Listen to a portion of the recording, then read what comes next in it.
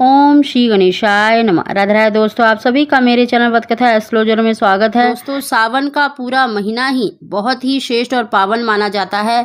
इस महीने में भगवान शंकर की पूजा का विशेष महत्व है और भगवान शंकर को बहुत ही प्रिय माना जाता है। और सावन सोमवार में बहुत ही सर्वार सिद्ध योग बनने जा रहा है और सोमवार का दिन भगवान शंकर का माना जाता है और सावन महीने में पड़ने वाला सावन सोमवार बहुत ही शुभ माना जाता है। इस दिन अगर आप भगवान शंकर का सच्चे मन से विधि विधान से भगवान शंकर का पूजन करते हैं तो निश्चित ही आपकी जो मनोकामना है वो पूरी होती है।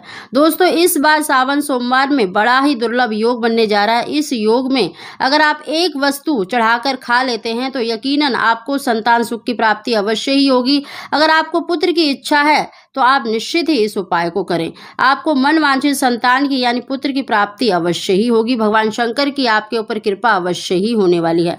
दोस्तों, जब भी दुर्लभ योग बनता है, इस योग में हम कोई भी पाठ पूजा करते हैं तो उसका हमें कई गुना फल मिलता है।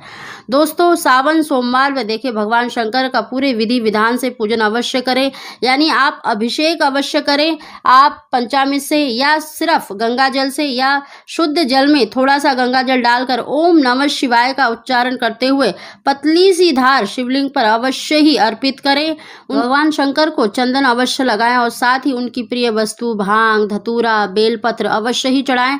और बेलपत्र आपको 7, 11 या 21 की संख्या में बेलपत्र अवश्य चढ़ाने हैं और सभी बेलपत्र पर आप ओम नमः शिवाय या सिर्फ चंदन का टीका लगाकर ओम नमः शिवाय कहते हुए चिकनी साइड से आपको शिवलिंग पर अवश्य ही अर्पित करना है। और आखिरी बेलपत्र के साथ आपको एक धतूरे का फल अवश्य ही चढ़ाना है।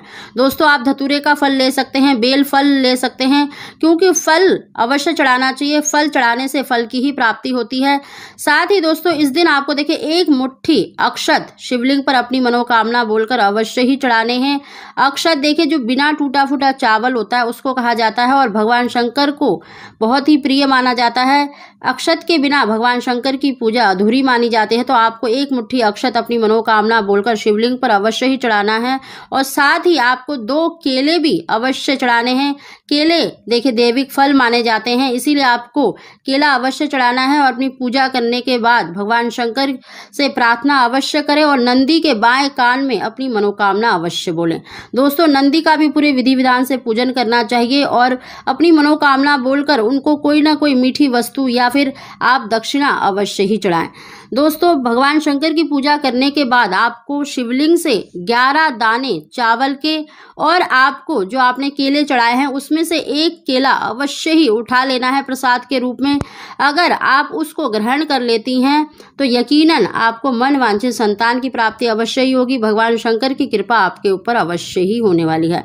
दोस्तों, सावन सोमवार में इस उपाय को अवश्य करें, निश्चित ही आपकी जो इच्छा है वो पूरी होगी।